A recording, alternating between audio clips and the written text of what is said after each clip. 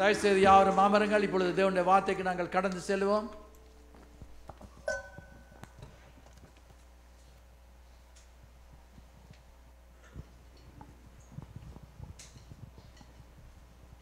ஹல்லேலூயா.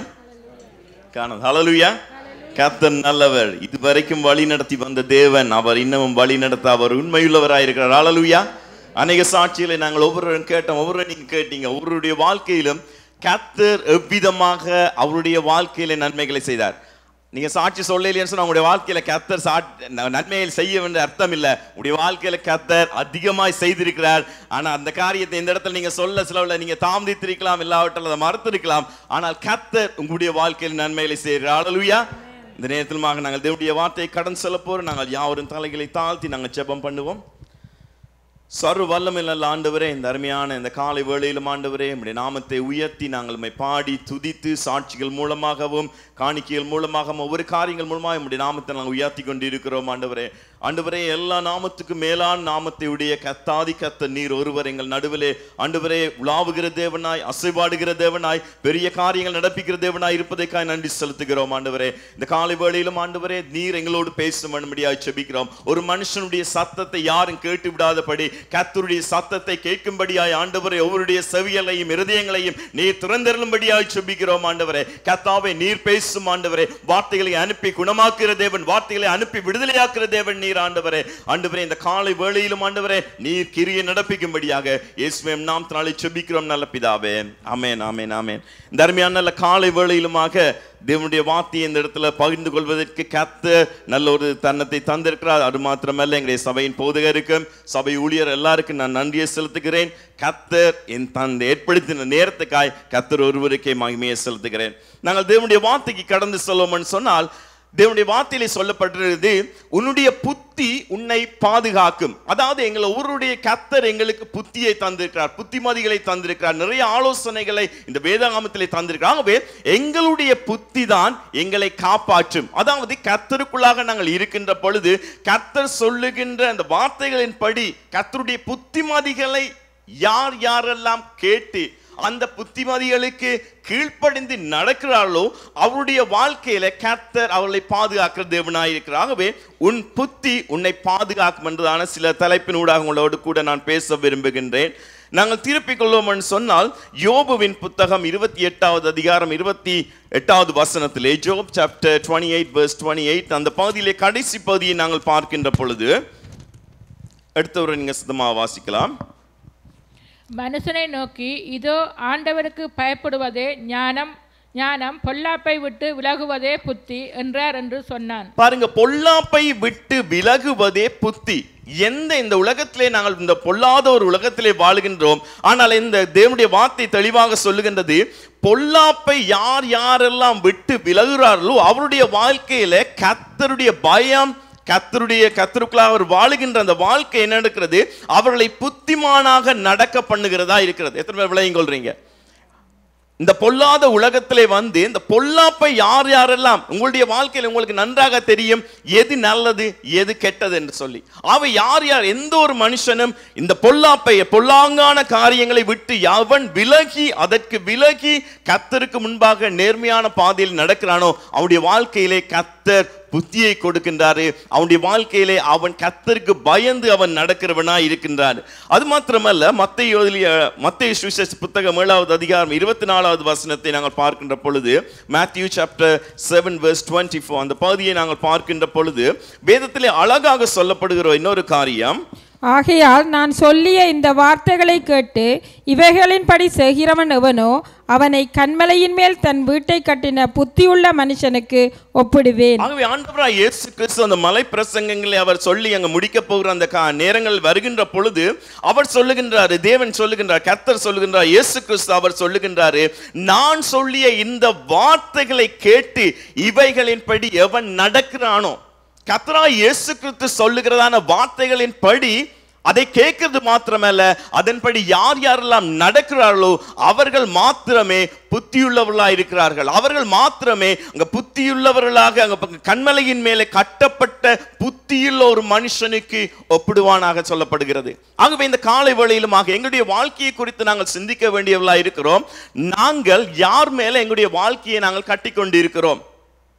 ஆண்டவராய் இயேசு கிறிஸ்து, கண்மலை ஆகிய இயேசு கிறிஸ்துவின் மேல எங்களுடைய அனுதின வாழ்க்கையை நாங்கள் கட்டி கொண்டு இருப்போம் என்று சொன்னால், தேவனுடைய வார்த்தை சொல்லப்பட்டது போல, நான் சொல்லையே இந்த வார்த்தைகளை யார் யாரெல்லாம் கேட்டு நடக்கிறாள், அதாவது நாங்கள் ஒவ்வொருவரும் கர்த்தருடைய வசனத்தின் படி வார்த்தையின் படி நாங்கள் நடக்கின்ற பொழுது மாத்திரம்தான் கண்மலாகிய கிறிஸ்து மேல எங்களுடைய குடும்பத்தை, எங்களுடைய அஸ்திபாரத்தை எங்களால் போட முடியும், கட்ட முடியும். அருமையானவர்களே, ஆகவே எங்களை ஒவ்வொருவருக்கும் குடும்பம் என்று சொல்லுகின்ற பொழுது எங்களுடைய குடும்பமாக பார்க்கின்றோம். ஆனால் எங்களுடைய ஒவ்வொருடைய தனிப்பட்ட மனுஷனுடைய வாழ்க்கையிலும் நாங்கள் ஒவ்வொருவரும் கர்த்தருக்கு முன்பாக கணக்கு ஒப்புவிக்க வேண்டியவர்களாக இருக்கிறோம். நான் கர்த்தருக்கு முன்பாக என்னுடைய வாழ்க்கையை நான் ஒப்புக் கொடுக்க வேண்டும், கணக்கு ஒப்புவிக்க வேண்டும். அதே போல நீங்கள் ஒவ்வொருவரும் கர்த்தருக்கு முன்பாக உங்களுடைய வாழ்க்கை செழிப்பாக இருக்க வேண்டும் என்று சொன்னால், உங்களுடைய வாழ்க்கை நன்றாக இருக்க வேண்டும் என்று சொன்னால், நாங்கள் ஒவ்வொருவரும் அனுதினம் கர்த்தருடைய வேதத்துக்கு, கர்த்தருடைய வார்த்தைக்கு கீழ்ப்படிந்து நடக்கின்ற பொழுது மாத்திரம்தான் கண்மலையின் மேலே கட்டப்பட்ட புத்தியுள்ள மனுஷனை போல நாங்கள் இருப்போம். அருமையானவர்களே, இன்றைக்கு நாங்கள் அநேக பேர் என்ன செய்கிறோம்? தேவனுடைய வார்த்தையை நன்றாக கேட்கிறோம், ஆனால் அதன்படி செய்வதில்லை.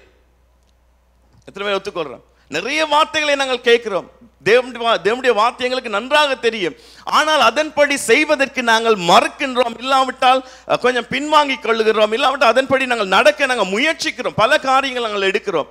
ஆனால் யார் யாரெல்லாம் கர்த்தருடைய வார்த்தைக்கு கேட்டு, கர்த்தருடைய வார்த்தையை நன்றாக கேட்டு அதன்படி கர்த்தருடைய வார்த்தையிலே சொல்லப்பட்ட ஒவ்வொரு காரியங்களின் படி நடக்கிறானோ அவனுடைய வாழ்க்கை கர்த்தர் மேலே அது கட்டப்பட்டு இருக்கிறது. இந்த காலை வேளையிலும் உங்கள் மேல ஒரு கேள்வியை நான் கேட்க வருகிறேன். என்னுடைய வாழ்க்கை, எங்களை ஒருவருடைய வாழ்க்கையும் கர்த்தராகிய இயேசு கிறிஸ்துவின் மேலே நாங்கள் கட்டப்பட்டவர்களாக இருக்கிறோமா? அப்படி நாங்கள் இல்லைன்னு சொன்னால், இல்லை நான் கொஞ்சம் தான் கேட்டிருக்கேன், இப்போதான் கொஞ்சம் ஒரு மூளைக்கல் வச்சிருக்கிறேன், இப்பதான் ஸ்டார்ட் பண்ணி இருக்கிறேன்னு சொன்னா நல்லது, தொடங்குங்க. கர்த்தர் மேல யாரெல்லாம் விசுவாசத்தோடு கர்த்தர் மேல எங்களுடைய வாழ்க்கையை நாங்கள் கொண்டு போறோமோ அந்த மனுஷன் அவன் ஆசீர்வதிக்கப்பட்டவனாய் இருக்கின்றான். அது மாத்திரமல்ல, எங்களுடைய, அதாவது சொல்லுவார்கள், எங்களுடைய நாக்கை அடக்கினாலே நாங்கள் நல்லா இருந்துருவோமா? இந்த நாக்கு தான் எல்லாத்துக்கும் பிரச்சனை. ஒரு மனுஷனை சபித்தாலும் அது ஆசீர்வாதம் கொடுத்தாலும் இந்த நாக்கு தான். ஆகவே ஒரு மனுஷன் கர்த்தருக்கு முன்பாக கர்த்தரையே மாத்திரம் புகழ்ந்து கொண்டு கர்த்தர் சொல்லிய வார்த்தைகளின் படி அவைகளை, கர்த்தருடைய வார்த்தைகளை உச்சரித்து அவன் நடக்கின்ற பொழுது அவன் புத்திமானாக, ஞானவானாக, கர்த்தருக்கு பயப்படுகிறவனாக, கர்த்தருக்கு பிரியமுள்ள ஒரு மகனாக அவன் இருக்கின்றான். அது மாத்திரமல்ல, இந்த பகுதியை நாங்கள் பார்க்கின்ற பொழுது மத்தேயு அந்த சுவிசேஷ புத்தகம் 5வது அதிகாரத்தில் இருந்து நாங்கள் 8வது அதிகாரம் வரைக்கும் நாங்கள் பார்க்கின்ற பொழுது 5வது அதிகாரத்தில் 1வது வசனத்தை நாங்கள் பார்க்கின்ற பொழுது, அவர் திரளான ஜனங்களைக் கண்டு மலையின் மேல் ஏறினார். அவர் உட்கார்ந்த பொழுது அவருடைய சீஷர்கள் அவரிடத்தில் வந்தார்கள். பாருங்க, ஆண்டவர் இயேசு கிறிஸ்து அவர் காண்றாரு, திரளான ஜனங்கள் அவரிடத்தில் வருகின்றப்ப அவர் மலையின் மேல் ஏறுகின்றார்.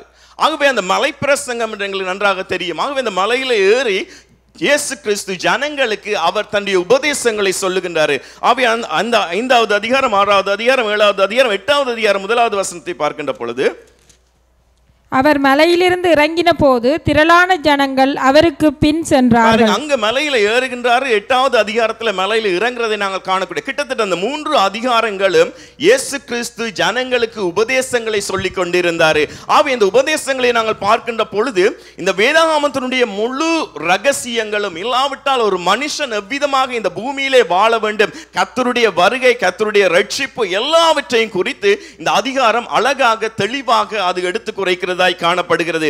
அது மாத்திரமல்ல, ஒவ்வொரு வார்த்தைகளை நாங்கள் பார்க்கின்ற பொழுது கூட அங்க 5வது அதிகாரத்தில் 5வது அதிகாரம் 13வது வசனத்தை நாங்கள் பார்க்கிற பொழுது, நீங்கள் பூமி, அதாவது நீங்கள் பூமிக்கு உப்பாய் இருக்கிறீர்கள். அதாவது நாங்கள் ஒவ்வொருவரும் இந்த பூமியில இருக்கின்ற பொழுது நாங்கள் மற்றவர்களுக்கு ஆசீர்வாதம் உள்ளவர்களாக, கர்த்தர் செய்ய வேண்டிய சித்தமான கர்த்தருடைய சித்தங்களை செய்யும்படியாக கர்த்தர் எங்கள் ஒவ்வொருவரையும் பேர் சொல்லி அழைத்திருக்கிறார். அது மாத்திரமல்ல, இந்த அதிகாரம் முழுவதையும் நீங்கள் பார்க்கின்ற பொழுது ஒரு மனுஷன், அதாவது ஒரு தேவனுடைய பிள்ளை எவ்விதமாக அவன் நடந்து கொள்ள வேண்டும், அங்க வேதாகமத்தில் கூறப்பட்டதான 10 கட்டளைகளுடைய விளக்கங்கள் எல்லாவற்றையும் இந்த அதிகாரத்தில் இயேசு கிறிஸ்து ஜனங்களுக்கு ஒவ்வொன்றும் ஒரு வசனம் தவறாமல் அவர் கற்றுக் கொடுக்கிறதை நாங்கள் காணக்கூடியதாக இருக்கிறது. அது மாத்திரமல்ல, அவர் கற்றுக் கொடுத்தது மாத்திரமல்ல, ஒரு மனுஷன் எவ்விதமாக அவன் தர்மம் செய்ய வேண்டும், அவன் எவ்விதமாக உபவாசம் செய்ய வேண்டும், அவன் எவ்விதமாக ஜெபிக்க வேண்டும். ஒரு சராசரி மனுஷனுடைய அன்றாட வாழ்க்கையில ஒரு மனுஷன் எவ்விதமாக கிறிஸ்துவுக்காக வாழ வேண்டும், கிறிஸ்துவுக்குள்ளாக நடக்க வேண்டும் என்றதான எல்லா அடிப்படை உபதேசங்களும் இந்த 3 அதிகாரங்களிலும் அழகாக சொல்லப்படும். எத்தனை பேர் நீங்க அதை முழுவதுமாய் வாசிச்சிருக்கீங்களோ தெரியாது. நீங்கள் வாசித்து பாருங்கள். இயேசு கிறிஸ்து அழகாக அங்க இருக்கிற ஜனங்களுக்கு அவர் உபதேசிக்கின்றார். அதுங்க 8வது அதிகாரத்தில் பார்க்கின்ற பொழுது உபதேசம் முடிந்த பின்பதாக ஜனங்கள் அவரை பின்தொடர்ந்தார்கள். இந்த காலை வேளையிலுமாக கர்த்தருடைய வார்த்தையை கேட்டு நாங்கள் அவரை பின்தொடர்ந்தவர்களாக நாங்கள் இருக்கிறோமா? இல்லாவிட்டால் இந்த வசனமெல்லாம் நிறைய நாள் கேட்டுட்டோம். ஆரம்பத்தில் இருந்து ஆதாம் ஏவாளைத்தான் கேட்டு நிற்கிறேன், இன்றைக்கும் அதைத்தான் கேட்டுக்கொண்டிருக்கிறோம். வேறு ஏதாவது இல்லையான்னு சொல்லி நீங்க கேட்கலாம். வேற இல்லவே இல்லை. இயேசு கிறிஸ்து ஒருவரான் மெய்யான கர்த்தர், அவர் ஒருவரான் ஜீவனுள்ள தேவனாயிருக்கிறார். அருமையானவர்களே, ஆகவே தேவன் சொல்லிய இந்த வார்த்தைகளின்படி யார் யாரெல்லாம் நடக்கிறார்களோ அவர்கள் புத்திமான்களாக நடக்கும்படி கர்த்தர் அவர்களுக்கு உதவி செய்கின்றார். கிட்டத்தட்ட நாங்கள் பார்க்கின்ற பொழுது மத்தேயு 7வது அதிகாரம் 25வது வசனத்தை நாங்கள் பார்க்கின்ற பொழுது, பெருமழை சொரிந்து பெருவெள்ளம் வந்து காற்று அடித்து அந்த வீட்டின் மேல் மோதியும் அது விழவில்லை, ஏனென்றால் அது கன்மலையின் மேல் அஸ்திவாரம் போடப்பட்டிருந்தது. பாருங்க, அந்த இடத்துல இயேசு கிறிஸ்து அவர் சொல்லுகின்ற பொழுது ஒரு புத்தியுள்ள மனுஷனுடைய வாழ்க்கையில அவன் கிறிஸ்து மேல் அவன் கட்டப்பட்டு கன்மலையின் மேல் அவன் தன்னுடைய வீட்டை கட்டியிருப்பான்னு சொன்னால் அவனுடைய வாழ்க்கையிலே கூட பெருமழை வந்தது. அது மாத்திரமல்ல, பெருவெள்ளம் வந்தது, காற்று அடித்தது. ஆனாலும் அந்த வீடு அது உடையவில்லை. ஏன்னு சொன்னால் கர்த்தராகிய இயேசு கிறிஸ்துவின் மேல அவன் கட்டப்பட்டவனாக வேரூன்றி நிலைத்து நிற்கிறதுனால அவனுடைய வாழ்க்கையில பல பிரச்சனைகள் வந்தது. இந்த காலை வேளையிலுமாக அங்க டெஸ்டிமெண்ட்ஸ்ல கேட்கின்ற பொழுது உங்களுடைய வாழ்க்கையில் நடந்த பிரச்சனையில ஒவ்வொருவரும் கேட்டார்கள். உங்களுடைய வாழ்க்கையில் எவ்வளவு பலத்த போராட்டம் வந்துச்சு, உங்களுடைய குடும்பமே அழிந்து போகக்கூடிய அளவுக்கு பலத்த வெள்ளம் வந்துச்சு, பெருங்காற்று வந்துச்சு, நீங்கள் அழிந்து போகக்கூடிய அளவுக்கு பலத்த காற்று உங்களுடைய வாழ்க்கையில உங்களுடைய குடும்பத்தில் வீசிச்சது. ஆனாலும் நீங்கள் கர்த்தருடைய வார்த்தையிலே கட்டப்பட்டது நிமித்தமாக இன்றைய நாள் நாங்கள் உயிரோடு இருக்கிறோம், அழிந்து போகாமல் கர்த்தருக்கு சாட்சியுள்ளவர்களாக இருக்கிறோம். ஏன்? நீங்கள் ஒவ்வொருவரும் கர்த்தருடைய வார்த்தையிலே உறுதியாக நிலைத்திருக்கிறபடினாலே என்னதான் நடந்தாலும் கர்த்தர் பார்த்துக் கொள்வார். அவர் ஜெகோவா ஜீர். என்னுடைய வாழ்க்கையில அவமானங்கள், நிந்தனைகள், போராட்டங்கள் என்னதான் வந்தாலும், வியாதி, மரணப்படுக்கை என்னதான் வந்தாலும் கர்த்தர் என்னோடு கூட இருக்கிறாரு. கர்த்தருடைய வார்த்தையை நான் விசுவாசிக்கிறேன், அவர் தான் என்னுடைய மெய்யான கடவுள் என்று சொல்லி யாரெல்லாம் அறிக்கை பண்ணி இருக்கிறார்களோ அவர்களுக்கு கர்த்தர் கனத்தை கொடுக்கிற தேவன். அவர்கள் ஒருபோதும் வெட்கப்பட்டு போவதில்லை. பார்க்கின்ற பொழுது அழிவு உங்களுடைய வாழ்க்கையிலே வரலாம். ஆனால் அடுத்த வசனத்தை நாங்கள் பார்க்கின்ற பொழுது, நான் சொல்லிய இந்த வார்த்தைகளை கேட்டு இவைகளின்படி செய்யாதிருக்கிறவன் எவனோ. பாருங்க, தேவன் சொல்றார், தெளிவாக சொல்றாரு, நான் சொல்லிய இந்த வார்த்தைகளை கேட்டு அவைகளின்படி யாரெல்லாம் செய்யாமல் இருக்கிறார்களோ அவன் தன் வீட்டை மணலின் மேல் கட்டின புத்தி இல்லாத மனுஷனுக்கு ஒப்பிடப்படுவான். அவன் தன்னுடைய வீட்டை மணலின் மேல் கட்டுகின்றான். அவனுடைய வாழ்க்கையிலே புத்தியற்றவனாக இருக்கின்றான். பாருங்க, 2 இடத்திலையும் பார்க்கின்ற பொழுது 2 பேரும் வீடை கட்டுகிறார்கள். ஆனால் கட்டப்படுகிற இடம்தான் இங்கு பிரச்சனையா இருக்கிறது. தேவனுடைய வார்த்தையை கேட்கின்றார்கள், ஆனால் ஒரு மனுஷன் கீழ்ப்படுகின்றான். தேவனுடைய வார்த்தைகளை கேட்டு அதன்படி அவன் தன்னுடைய வாழ்க்கையை நடத்துகின்ற பொழுது அவன் கன்மலையின் மேலே கட்டப்படுகின்றான். தேவனுடைய வார்த்தையை கேட்டும் தேவனுடைய வார்த்தைகளுக்கு முரட்டாட்டம் பண்ணி அதன்படி நடக்காமல் அவன் தன்னுடைய வீட்டை கட்டுகிறான். அவன் மணலின் மேலே கட்டப்படுகின்றான். ஆனால் இருவருக்கு நடக்கிற ஒரே காரியம் அவருடைய இருவருடைய வாழ்க்கையில் நடக்கிறது. பெருமழை வந்தது, பெருவெள்ளம் வந்தது, பெருங்காற்று அடித்தது. ஆனால் கர்த்தராகிய இயேசு கிறிஸ்துவின் மேலே கட்டப்பட்டவனுடைய வாழ்க்கை அழிந்து போகாமல் அது நிலைத்து நிற்கிறதை காணக்கூடியதாக இருக்கிறது. பாருங்க, ஒவ்வொரு இந்த பூமியில கர்த்தர் நல்லோர் மேலையும் தீயோர் மேலையும் மழையை வர்ஷிக்க பண்ணுகின்றார். உண்மைதான், கர்த்தருடைய வார்த்தை எல்லாருக்கும் விழுகிறது. ஆனால் கர்த்தருடைய வார்த்தைக்கு யார் கீழ்ப்படுகிறார்களோ அவர்கள் தான் கர்த்தராகிய இயேசு கிறிஸ்துவின் மேல கட்டப்பட்டிருக்க முடியும். இந்த காலை வேளையிலுமாக எங்களுடைய வாழ்க்கையை நாங்கள் ஆராய்ந்து பார்க்க வேண்டியவர்களாக இருக்கிறோம். கர்த்தருடைய வார்த்தை நன்றாக தெரியும். ஆனால் கர்த்தருடைய வார்த்தையின்படி நான் கட்டப்படுகிறேனா? ஒரு நாள் கட்டப்பட்டதில்லை. ஞானஸ்தானம் எடுத்து மனம் திரும்பி ஞானஸ்தானம் எடுத்து அந்த நேரம் கட்டப்பட்டதில்லை. இந்த நிமிஷத்திலே ஒவ்வொரு நிமிஷமும் நாங்கள் கர்த்தருடைய வேதத்திலே தியானமாயிருந்து அவர் சமூகத்திலே நாங்கள் முழங்கால் படியிட்டு அவர் மேல் நாங்கள் தியானமாயிருந்து எங்களுடைய வாழ்க்கையை நாங்கள் கட்டப்பட வேண்டியவர்களாக இருக்கிறோம். அது மாத்திரமல்ல, கர்த்தர் இவ்விதமாக அவர் தன்னுடைய வார்த்தைகள் எல்லாவற்றையும் சொல்லி கொண்டிருக்கின்ற பொழுது, புத்தியுள்ள மனுஷன் இவ்விதமாகத்தான் அவன் நடந்து கொள்வான். புத்தி இல்லாதவருடைய வாழ்க்கையில நாங்கள் வேதத்தில் அழகாக காணக்கூடியதா இருக்கிறது. கீழ்ப்படிந்தால் ஆசீர்வாதம், கீழ்ப்படியாவிட்டால் சாபம். இந்த வாழ்க்கையில நீ புத்தியுள்ளவனாய் நீ கர்த்தருடைய வார்த்தைக்கு கீழ்ப்படிந்து நடந்தால் கர்த்தர் மேல நீ கட்டப்படுவாய். நீ புத்தி இல்லாமல் நடந்து கொண்டால் உன்னுடைய வாழ்க்கை அது மணல் மேல் கட்டப்பட்டதா இருக்கும். ஒரு நாள் பிரச்சனை வரும். அந்த நாட்கள்ல நாங்கள் நிலைத்து நிற்க வேண்டியவர்களா இருக்கிறோம். பாருங்க, இத்தனை வருஷம் நாங்கள் கிறிஸ்தவ வாழ்க்கையை ஓடிக்கொண்டு இருக்கிறோம். ஒவ்வொரு நீங்க சொன்னீங்க, இத்தனையாம் ஆண்டு இந்த ஆலயத்துக்கு வந்து இத்தனையாம் ஆண்டு நான் ரட்சிக்கப்பட்டேன். நல்லது. ஆனால் இன்றைக்கு அந்த ரட்சிக்கப்பட்ட நாளுக்கு இன்றைக்கு இருக்கிற நாளுக்கு உங்களுடைய வாழ்க்கை எப்படிப்பட்டதா இருக்கிறது? இன்னும் நான் கர்த்தருக்குள்ளாக உறுதியா இருக்கிறேனா? கர்த்தருடைய வருகை வரும் வரைக்கும், என்னுடைய ஜீவன் போகும் வரைக்கும், அதாவது என்னுடைய மரண பரியந்தம் வரைக்கும் நாங்கள் உண்மையுள்ளவர்களாக நிலைத்திருக்க வேண்டும். அதுதான் உண்மையானவர்களே. கர்த்தருடைய வருகை வரும் வரைக்கும் நாங்கள் எடுத்த ஓட்டத்தை நாங்கள் முற்பட்டு கொண்டு நாங்கள் ஓடிக்கொண்டிருக்க வேண்டும். அந்த ஜீவ கிரீடத்தை பெருமளவும் நாங்கள் உண்மையுள்ளவர்களாக இருக்க வேண்டும். எங்களுடைய வாழ்க்கையில் அந்த ஜீவ கிரீடத்தை பெற முடியாதபடி உங்கள் ஒவ்வொருடைய வாழ்க்கையிலும் ஒரு ஆபத்து, பொல்லாப்பு, பிசாசானவன் பல காரியங்களை கொண்டு வரலாம். ஆனால் கர்த்தராகிய இயேசு கிறிஸ்து அந்த சிலுவையை நோக்கி யாரெல்லாம் ஓடுகிறார்களோ அவருடைய வாழ்க்கையில மாத்திரம்தான் வெற்றி உண்டு. அருமையானவர்களே, அவர்கள் மாத்திரம்தான் இவ்விதமான பிரச்சனைகளுக்கு முகம் கொடுக்க முடியும். இவ்விதமான எந்த ஒரு பிரச்சனை வந்தாலும் சிலுவையை யாரெல்லாம் நோக்கி பார்த்து ஓடுகிறாளோ அவருடைய வாழ்க்கையிலே தான் சிலுவையிலுமாய் வெற்றி சிறந்த தேவன் அவருடைய வாழ்க்கையிலே வெற்றி சிறக்க பண்ணுவார். அருமையானவர்களே, அவளுக்காக வெற்றி கொடி பிடிப்பார். அருமையானவர்களே, ஆகவே எங்களுடைய வாழ்க்கையை நாங்கள் ஆராய்ந்து பார்க்க வேண்டியவர்களாக இருக்கிறோம். மற்றவர்களுக்காக நாங்கள் வாழ முடியாது, எங்களுக்காக நாங்கள் வாழணும். கர்த்தர் கொடுத்த இந்த ஜீவனுக்கு நாங்கள் கணக்கு ஒப்புவிக்க வேண்டியவர்களாக இருக்கிறோம். ஆகவே நாங்கள் அனுதின வாழ்க்கையிலும் கர்த்தருக்கு முன்பாக பரிசுத்தம் உள்ளவர்களாக கர்த்தருக்கு பிரியமானபடி நாங்கள் வாழுகின்ற பொழுது மாத்திரம்தான் அந்த ஜீவ கிரீடத்தை எங்களால் அடைய முடியும். அருமையானவர்களே, பாருங்க, சாதாரணமாக இருக்கிற ஜனங்கள் சொல்லுகின்ற ஒவ்வொரு காரியங்களையும் கேட்டு நாங்கள் ஜனங்களை பிரியப்படுத்தி கொண்டு இருப்போம்னு சொன்னால் எங்களால் வாழ முடியாது. கர்த்தரை பிரியப்படுத்த வேண்டும். கர்த்தர் மேல நம்பிக்கையா இருந்து கர்த்தர் சொல்லுகின்ற வார்த்தைகளின்படி கர்த்தர் மேல நாங்கள் உண்மையா இருக்கின்ற பொழுது கர்த்தர் எங்களை வழி நடத்துகிற தேவனாக இருக்கின்றார். அது மாத்திரமல்ல, உங்களுக்கு ஒரு சின்ன கதைன்னு சொல்ல விரும்புகிறேன். ஒரு முறையும் வந்தா சின்ன கதைன்னு சொல்லுவேன்.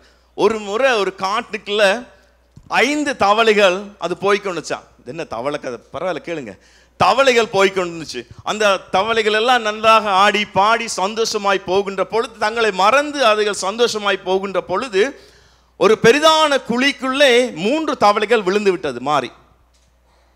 ஆனால் அந்த 2 தவளைகள் சரியா பக்கத்தில் இருந்தபடியே அது விழவில்லை, அதுகள் தப்பிச்சுது.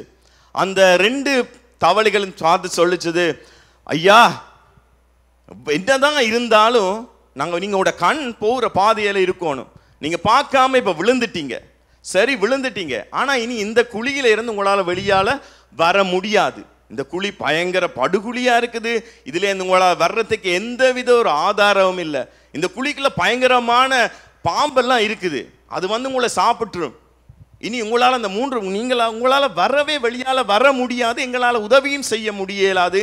ஏன்னு சொன்னால் இந்த குழி மிகவும் ஆழமாக இருக்கிறது. சாரின்னு சொல்லி அந்த 2 தவளையும் கைகளை உயர்த்திட்டு இவங்களுக்கு நடக்க இருக்கிறத பார்த்து கொண்டு இருக்காங்க. என்ன நடக்குது? இந்த தவளைகளோ அதுகள் என்ன செய்து நாங்கள் இப்படியாவது வெளியே வந்துட வேணும்னு சொல்லி பயங்கரமா கத்துதுகள், துள்ளுதுகள், பாயுதுகள். ஆனால் அதனால் வரவே முடியாது. மற்ற 2 தவளையும் 3 பேர் விழுந்தாக. அதுல 2 பேர் சொன்னாங்க, சரி மச்சான், இதுக்கு மேல எங்களால் ஒன்றுமே முடியாது.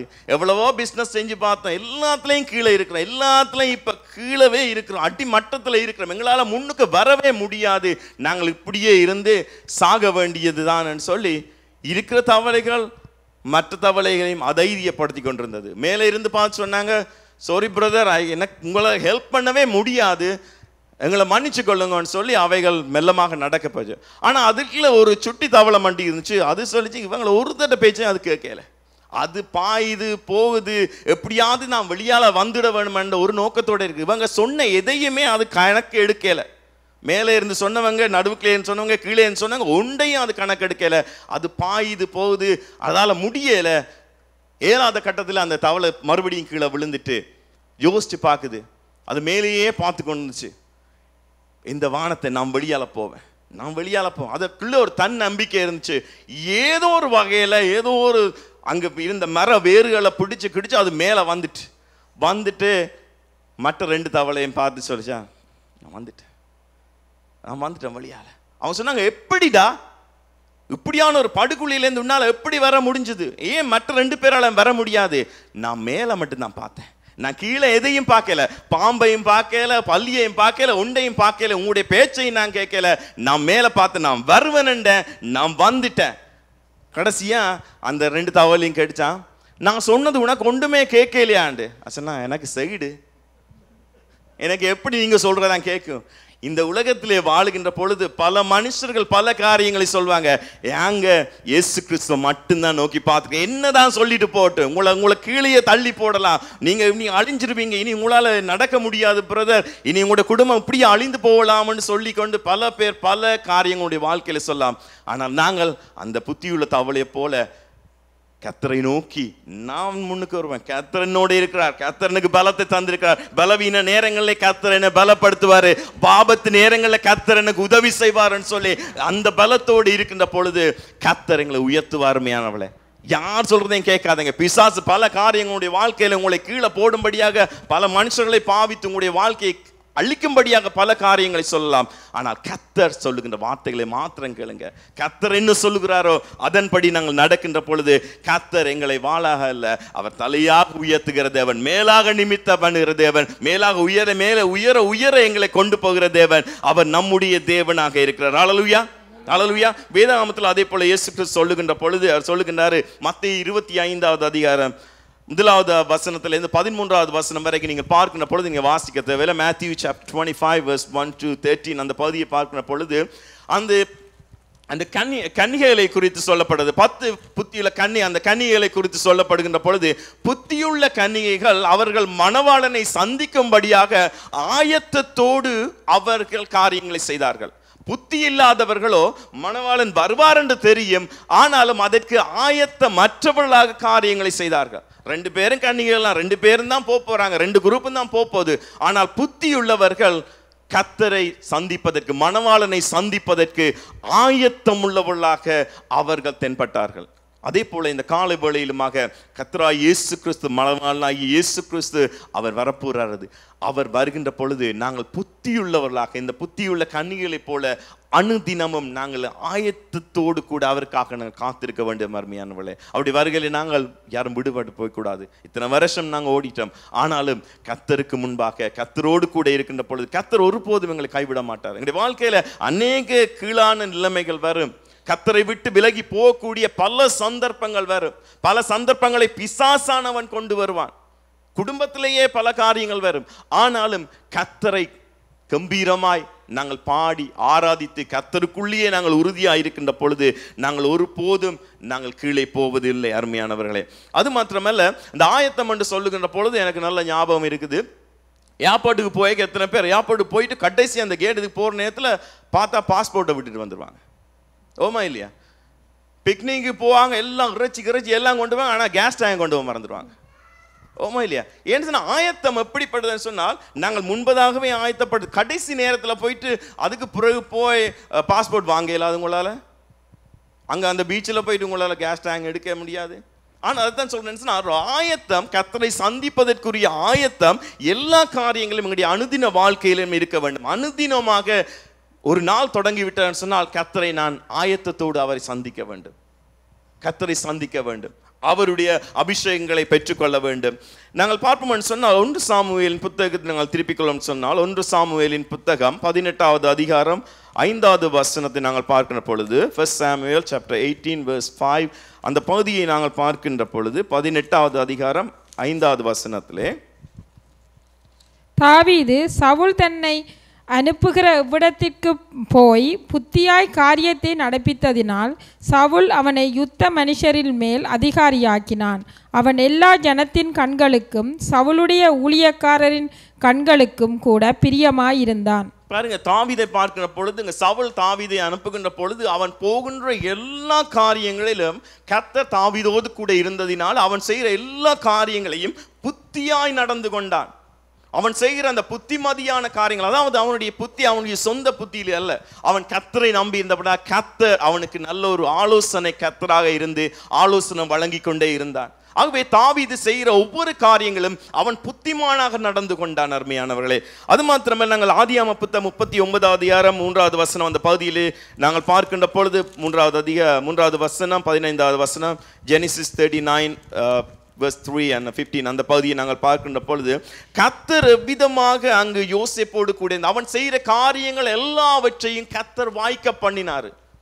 எப்பொழுது யோசேப்பு கர்த்தரோடு இருந்ததினால கர்த்தர் யோசேப்பு செய்த எல்லா காரியங்களையும் அவர் வாய்க்க பண்ணார். இந்த காலை வேளையிலும் கர்த்தர் உங்களுடைய வாழ்க்கையில் எல்லா காரியங்களையும் வாய்க்க பண்ண வேண்டுமா? அது எந்த காரியமா இருக்கலாம், எந்த ஒரு காரியமா இருக்கலாம். நாங்கள் கர்த்தரோடு கூட இருக்கின்ற பொழுது புத்திமானாய் நாங்கள் நடந்து கொள்ள வேண்டும். கர்த்தருடைய வார்த்தையின்படி நாங்கள் நடக்கின்ற பொழுது கர்த்தர் எங்களுடைய வாழ்க்கையில வெற்றி மேல் அவர் வெற்றியை தருகிற தேவனாய் இருக்கிறார். ஹல்லேலூயா, ஹல்லேலூயா. அதே மாத்திரமல்ல, தானியேலின் புத்தகத்தில் நாங்கள் பார்க்கின்ற பொழுது தானியேல் 5வது அதிகாரம் 12வது 14வது அந்த பகுதியை நாங்கள் பார்க்கின்ற பொழுது Daniel chapter 5 அங்க 12 14 அந்த பகுதியை நாங்கள் பார்க்கின்ற பொழுது கர்த்தர் அந்த தானியேல் மேல கர்த்தருடைய ஒரு விசேஷ ஆவியை இருந்ததினால அவன் செய்கிற எல்லா காரியங்களிலும் கர்த்தர் அங்க மற்ற ஜனங்கள் பார்க்கின்ற பொழுது கர்த்தருடைய விசேஷ ஆவி அங்க தானியேல் மேல் இருந்ததை எல்லாரும் காணக்கூடியதா இருக்கிறது. அவனுடைய அங்க புத்தி ஒரு வெளிச்சமாக இருந்தது. அது மாத்திரமல்ல, விசேஷித்த ஞானம் அவனுக்குள்ளாக இருந்தது. எப்படி? அவன் கர்த்தரோடு கூட இருந்தான். தானியேலுடைய வாழ்க்கையை நாங்கள் பார்க்கின்ற பொழுது அவன் 3 நேரமும் அவன் கர்த்தரை ஆராதிக்கிறது ஒரு மகனாக இருந்தான். என்னதான் பிரச்சனை வந்தாலும் கர்த்தரையே தன்னுடைய தெய்வமாக கொண்டு கர்த்தரை ஆராதிக்கிறது நிமித்தமாக அவன் செய்கிற காரியங்கள் எல்லாவற்றையும் ஆண்டவர் வாய்க்க பண்ணாரு. அது மாத்திரமல்ல, எல்லாவற்றிலும் அவன் புத்தியாய் நடந்து கொள்ளத்தக்கதாக கர்த்தர் தன்னுடைய புத்தியை அவனை கொடுத்திருந்தார். இந்த காலை வழியிலும் சிலவர்கள் நாங்கள் சொல்லலாம், ஐயோ நான் புத்தியற்றவனா செஞ்சிட்டேன், ஒரு மடத்தனமா செஞ்சிட்டேன், இப்படியான காரியம் நான் செஞ்சிருக்க கூடாது. பாருங்க, நாங்கள் அநேக நேரங்களில் சொல்லுவோம், கர்த்தருக்கு பிரியமில்லாத ஒரு காரியங்களை நாங்கள் செய்வோம்டா சொன்னப்பறம், ஐயோ நான் இது செஞ்சிருக்க கூடாது, இது ஆண்டவருக்கு பிரியமில்லைன்னு தெரியும், ஆனால் நான் செஞ்சிட்டேன், ஆண்டவரை என்னை மன்னிச்சு கொள்ளும். ஏன் தெரிஞ்சும் நாங்கள் என்ன செய்கிறோம்? மடத்தனமாக புத்தீனமான காரியங்கள் செய்கிறதுனால இது எங்களுடைய குடும்பத்தை இல்லாவிட்ட எங்களுடைய தனி நபரோட எங்களுடைய தனி வாழ்க்கையை, சபையை, எங்களுடைய தேசத்தை அது பாதிக்கிற ஒரு காரியமாக இருக்கிறமையானவளே. ஆகவே கர்த்தருக்கு பயந்து நடக்கிறவர்கள்னு சொன்னால் கர்த்தர் சொல்லுகின்றபடி புத்திமான்களாய் நாங்கள் நடந்து கொள்ள வேண்டும். தெரிந்து நாங்கள் ஒரு காரியத்தை பாருங்க, எல்லாருக்கும் நெருப்பு சுடுமன்னு தெரியுமா தெரியாதா? தெரியும். ஆனால் தெரிஞ்சு நீங்கள் என்ன செய்வீங்க? கை வைப்பீங்களா? ஆனால் சில பேர் வச்சு சூடு வாங்கி திருப்பி வைக்கிறாங்க. சூடுன்னு தானே, பரவாயில்ல, சூடுறக்க என்ன வாங்குறேன். சில பேருக்கு சூடு வாங்கி என்ன சொல்லுவாங்க? சொரணாட்டு போயிடுவாங்க. வேதத்தில் சொல்லப்படுறது, இஸ்ரவேல் ஜனங்களை பார்த்து ஆண்டவர் சொல்ற நேரத்தில் இது வணங்கா கழுத்துல ஜனங்கள். ஏன் எவ்வளவுதான் சொன்னாலும் எவ்வளவு அடி வாங்கினாலும் திருப்பியும் அதே பாவத்தை அதே காரியங்களை செய்யறதுனால கர்த்தர் அந்த ஜனங்களை திருத்த வேண்டிய ஒரு சூழ்நிலையா இருக்கிறது. அருமையானவர்களே, இதே போல எங்களுடைய வாழ்க்கையை நாங்களே இருக்கலாம். ஆண்டவர் எத்தனை முறை தான் அவங்கள போட்டு அந்த உலக்கையில போட்டு நெய் அடிச்ச மாதிரி போட்டு குத்தினாலும் திருப்பியும் அதே பாவம், அதே காரியம், திருப்பியும் அந்த பழைய மனுஷன், பழைய உருவம் எல்லாம் வந்துடும் வெளியால. ஆனால் கர்த்தர் ஆண்டவர் எங்களுடைய வாழ்க்கையை அவர் புதுப்பிக்க விரும்புகிறார். அனுதினம் அவர்களுடைய வாழ்க்கையை புதுப்பிக்க விரும்புகின்றார். நாங்கள் பாருங்க, எங்களுடைய வாழ்க்கை நாங்கள் எவ்வளவுதான் கிறிஸ்தவ வாழ்க்கை எவ்வளவு பரிசுத்தமாய் நாங்கள் வாழ்ந்து கொண்டு நாங்கள் இருக்கலாம், கர்த்தருக்கு முன்பாக நாங்கள் ஒரு தீர்மானம் எடுத்து வாழ்ந்து கொண்டு இருந்தாலும் பிசாசான என்ன செய்வான்? உங்களுடைய பழைய முகத்தை கொண்டு வருவதற்காக உங்களுக்கு பக்கத்திலேருந்து யாராவது கிள்ள வைப்பான், உதைக்க வைப்பான், ஏதாவது உங்களை என்ன சொன்ன கர்த்தருடைய சமூகத்தை விட்டு உங்களை விலத்தும்படியாக பிசாசானவன் அநேக காரியங்கள் எங்களுடைய வாழ்க்கையில் அவன் ஏன்னு சொன்னா அவன் ஒரு கட்சிக்கிற சிங்கம் போல யாரை விழுங்கலாம்னு சொல்லி அவன் வகை தேடி சுற்றி திரிகின்றான்.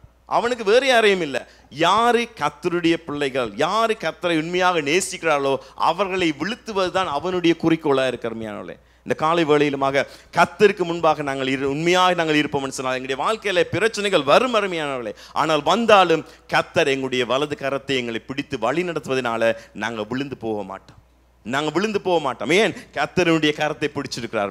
கர்த்தருடைய கரத்தை பிடிச்சிருக்கிறார். என்னதான் சூழ்நிலை வந்தாலும் கர்த்தர் என்னோடு கூட இருக்கிறார். ஆகவே நாங்கள் ஒருபோதும் வெட்கப்பட்டு போவதில்லை அருமையானவர்களே. அது மாத்திரமல்ல, நீதிமொழிகளின் புத்தகம் 3வது அதிகாரம் 5வது வசனத்தின் அந்த பகுதியை நாங்கள் பார்க்கின்ற பொழுது Proverbs chapter 3 verse 5 அந்த பகுதியை நாங்கள் பார்க்கின்ற பொழுது அப்பொழுது கர்த்தருக்கு பயப்படுதல் இன்னதென்று நீ உணர்ந்து தேவனை அறியும் அறிவை கண்டடைவாய். நீதிமொழிகள் 3வது அதிகாரம் 5வது வசனத்துல உன் சுய புத்தியின் மேல் சாயாமல் உன் முழு இருதயத்தோடும் கர்த்தரில் நம்பிக்கையாய் இருந்து. ஆமென். உன் சுய புத்தியின் மேல் நீ சாயாத.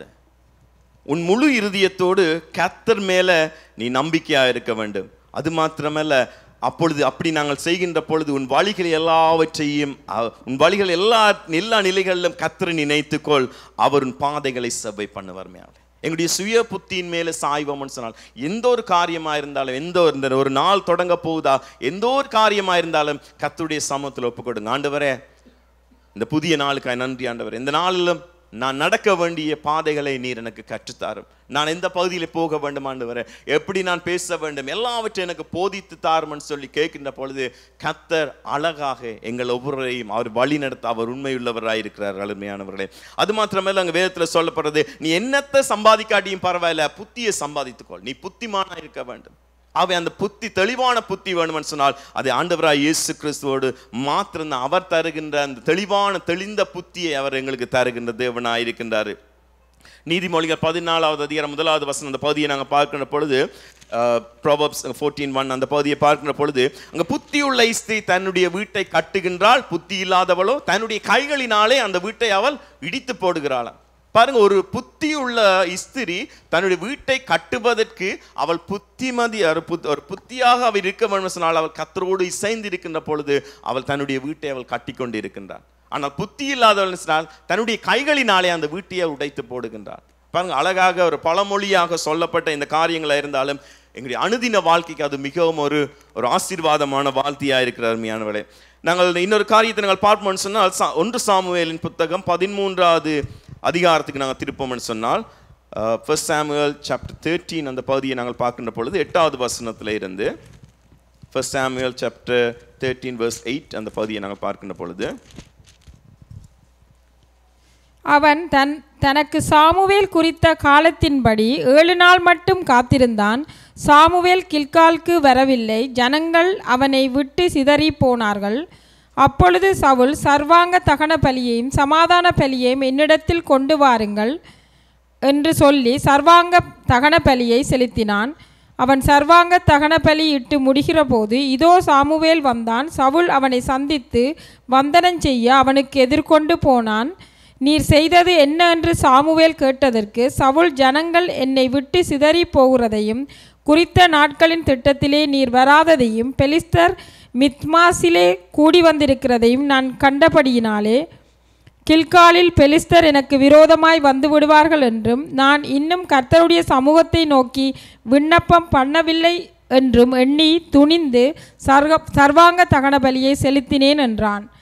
சாமுவேல் சவுலை பார்த்து, புத்தியீனமாய் செய்தீர், உம்முடைய தேவனாகிய கர்த்தர் உமக்கு விதித்த கட்டளையை கைக்கொள்ளாமற் போனீர்.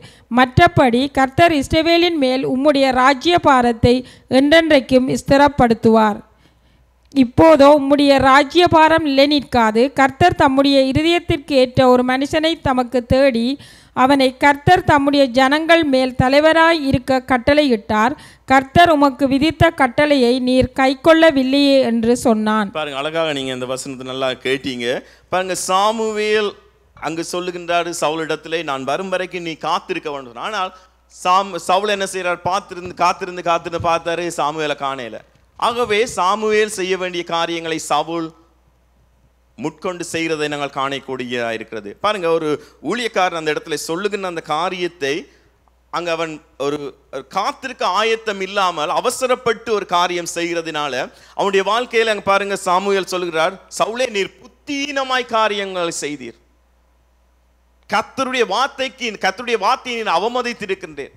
கர்த்தருடைய வார்த்தைக்கு விரோதமாய் நீர் காரியம் செய்கிறீர். ஆகவே உம்முடைய இந்த நிலை நிற்க வேண்டிய இந்த ராஜ்யம் நீ செய்த இந்த புத்தீனமான காரியத்தினாலே இந்த ராஜ்யம் உம்மிடத்துல இந்த கைப்படுகிறது என்று சொல்லி காணக்கூடியதா இருக்கு. பாருங்க, அவன் செய்த ஒரு புத்தீனமான காரியம். சாமுவேலுக்காக காத்திருக்க வேண்டிய சவுல் காத்திருக்காமல், நான் ராஜா தான், என்ன யார் கேட்க இருக்குன்னு சொல்லி அவன் தன்னுடைய அதிகாரத்தை பயன்படுத்தி கர்த்தருடைய அங்க ஊழியக்காரன் வர வேண்டிய நேரம் வரைக்கும் அவன் வெயிட் பண்ணாம தானே எல்லா காரியங்களையும் செய்தனால, அதாவது கர்த்தருக்கு விரோதமான ஒரு காரியத்தை அவன் எண்ணி துணிந்து செய்கிறதுனால அவனுடைய அங்கு ராஜ்யம் அவனை விட்டு போறதை நாங்கள் காணக்கூடியதா இருக்கிறமையானவளே. பாருங்க, அங்க சாமுவேலை சொல்றாரு, புத்தீனமாய் காரியத்தை செய்தீர். இந்த கால வேளையிலும் தேவனுடைய வார்த்தைகளை நாங்கள் கேட்டிருக்கலாம். ஆனால் சிலவல்ல புத்தீனமாய் எங்களுடைய வாழ்க்கையிலே நாங்கள் காரியங்கள் செய்கிறதுனால இது எங்களுடைய குடும்பத்தை அது பாதிக்கலாம், எங்களுடைய சபையை பாதிக்கலாம், எங்களுடைய தேசத்தை பாதிக்கலாம். ஏன்? ஒரு மனுஷன், கர்த்தருடைய மனுஷன், கர்த்தருடைய பிள்ளைகளாகிய நாங்கள்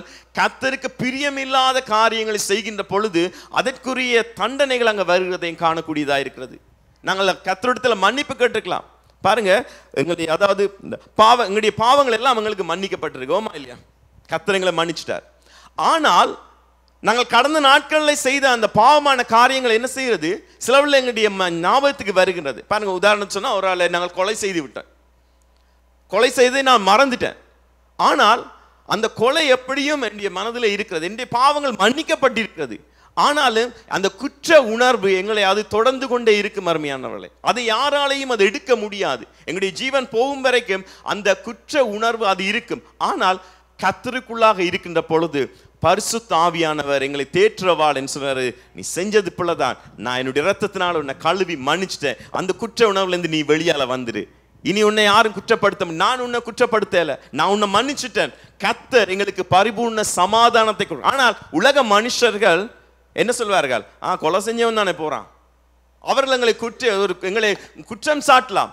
ஆனால் கர்த்தர் எங்களை மன்னிக்கின்ற பொழுது, அங்கு பிதாவானவர் குமாரனூடாக எங்களை பார்க்கின்ற பொழுது, அவருடைய இரத்தத்தினூடாக எங்களை பார்க்கின்ற பொழுது, நாங்கள் கர்த்தருக்கு முன்பாக ஒரு பரிசுத்தவான்களாக இருக்கிறோம்.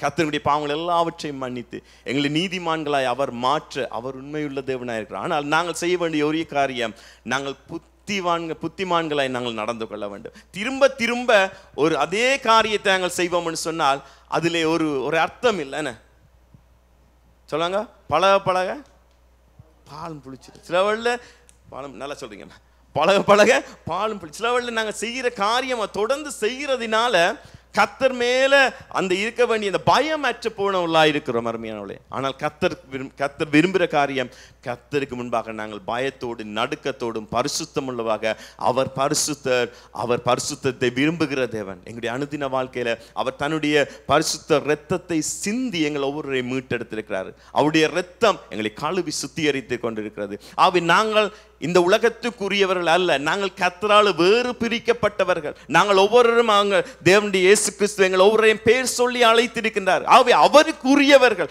நாங்கள் கிரியத்துக்காக கொல்லப்பட்டவர்கள். ஆகவே கர்த்தருக்கு முன்பாக கர்த்தருக்கு பிரியமானபடி நடக்கத்தான் ஆண்டவர் எங்களை இந்த இடத்துல வைத்திருக்கிறார்.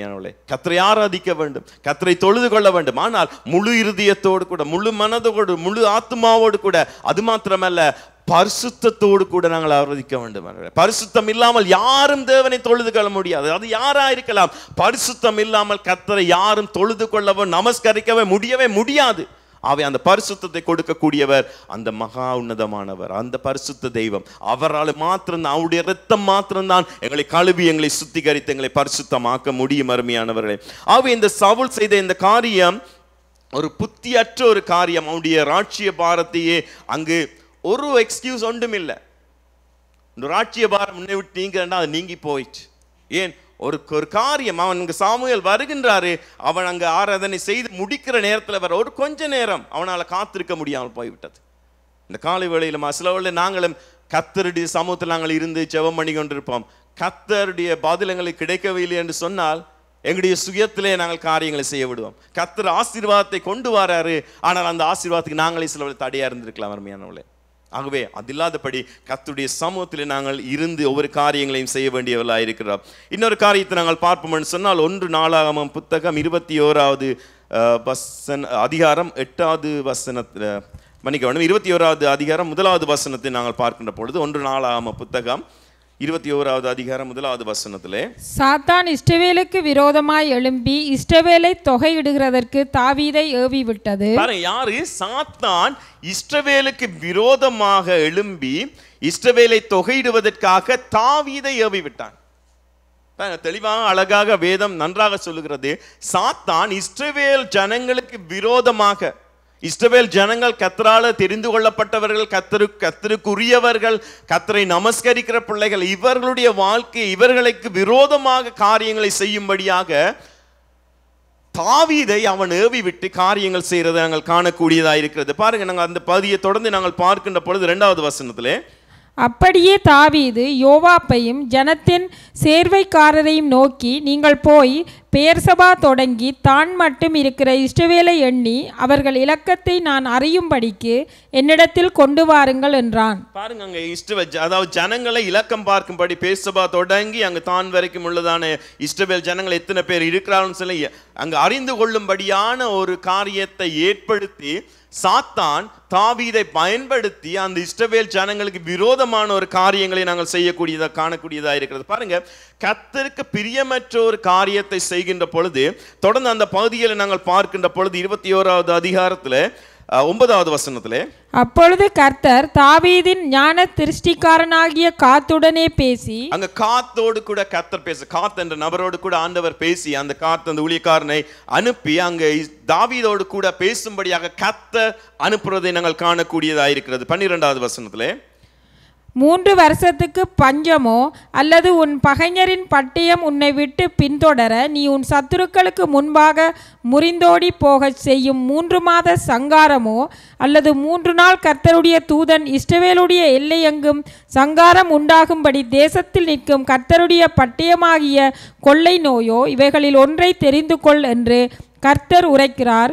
இப்போதும் என்னை அனுப்பினவருக்கு நான் என்ன மறு உத்தரவு கொண்டு போக வேண்டும் என்பதை யோசித்து பாரும் என்றான். பாருங்க, இந்த காரியம், அதாவது இந்த தாவீது செய்த இந்த காரியம் இலக்கங்களை பார்க்க சொன்னதினால ஆண்டவர் காத் என்ற தீர்க்கதரிசி அனுப்பி அங்கு சொல்லுகின்ற ஒரு எச்சரிப்பை கொடுக்கிறாரு.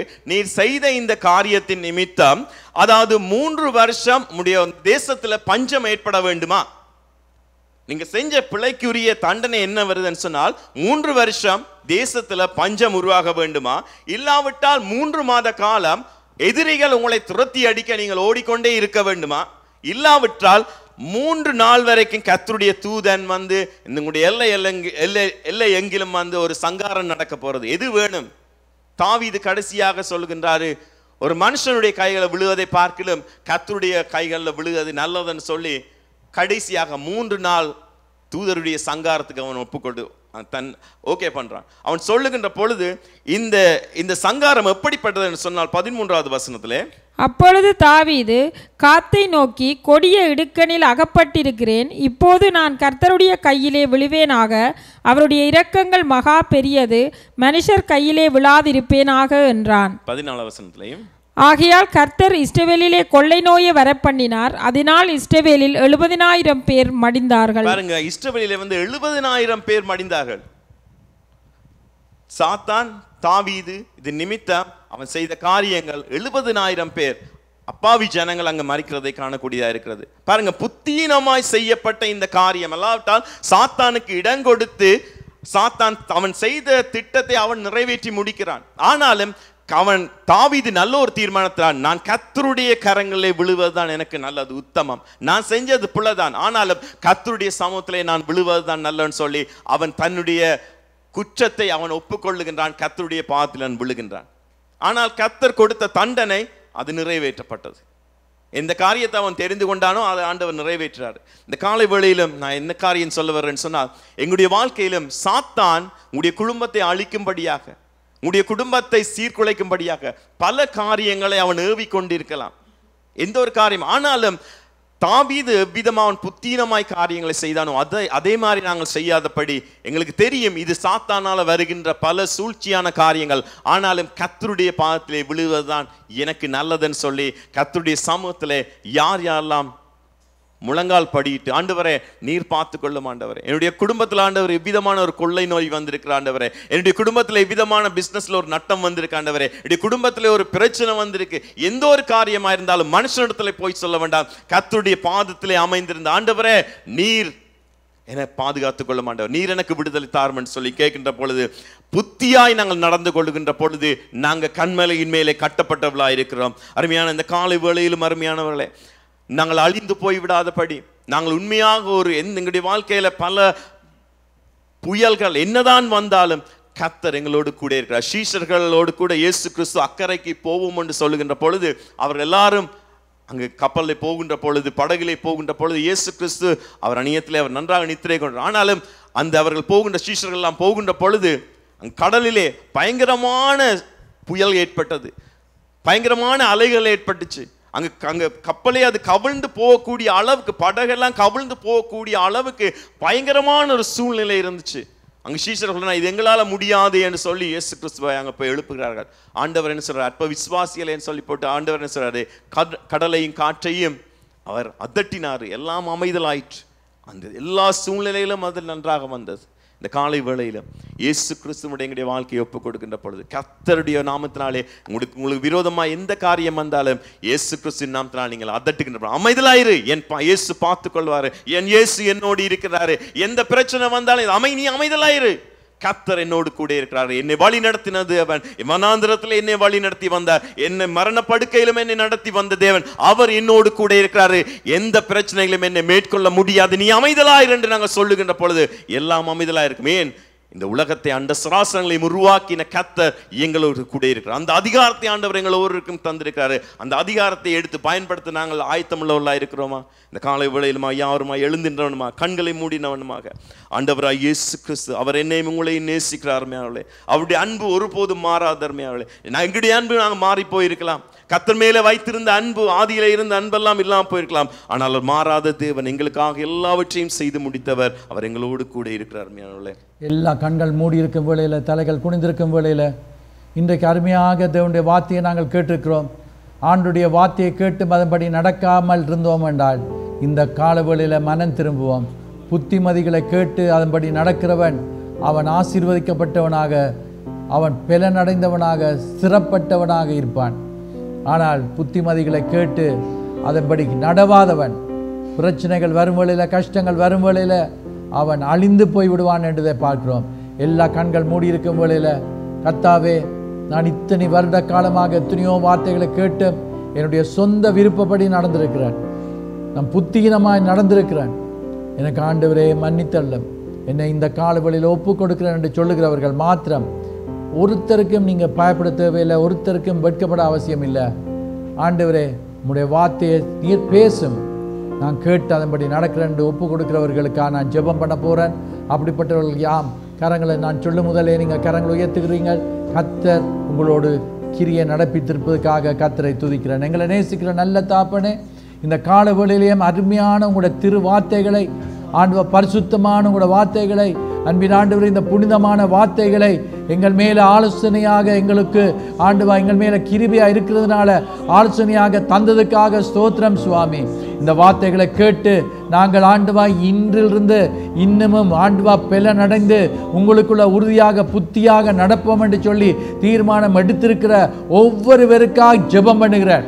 ஆண்டவா, நீங்க கரம் பிடித்து நடத்தும் வேளையில் அவர்கள் ஆண்டவா சறுக்கி போனாலும் நீங்க விழாதபடி காத்து கொள்ளுவீங்க சுவாமி. அன்பின் ஆண்டவர், இவர்களும் கூட பரம கரங்களை ஒப்பு கொடுக்கிறேன், சபையார ஒப்பு கொடுக்கிறேன். இந்த நாளிலையும் வர முடியாமல் தடைப்பட்டிருக்கிறவர்கள் வியாதியோடு இருப்பார்கள் என்றால், உண்மையான தேவைகள் அவருடைய வாழ்க்கையில் இருக்கும் என்று சொன்னால், தடைகளை யாவற்றையும் அகற்றி வருகிற முறை எங்களோடு சேர்ந்து உங்களை ஆராதிக்க கிருபைத்து தாங்க. எங்களை கூட பரம கரங்களை ஒப்பு கொடுக்கிறேன். உங்களோட கரங்கள்லேருந்து ஒருவரும் எங்களை பிடுங்க முடியாது, ஒருவரும் எங்களை தொட முடியாது. ஆண்டவா, அப்படிப்பட்ட பரம கரங்களுக்குள்ள எங்கள் யாவரையும் இந்த வேளையில் ஒப்பு கொடுத்து இயேசுவின் நாமத்தில் இவைகளை கேட்கிறோம் பிதாவே, ஆமென். நம்முடைய கர்த்தராகிய இயேசு கிறிஸ்துவின் கிருபை, தேவனுடைய அன்பு, பரிசுத்த ஆவியானவருடைய ஐக்கியம் அவருக்காக வாழ ஒப்பு கொடுத்திருக்கிற ஒவ்வொருவரோடும் இன்றும் என்றும் சதா காலங்களிலும் எப்பொழுதும் இருப்பதாக, ஆமென்.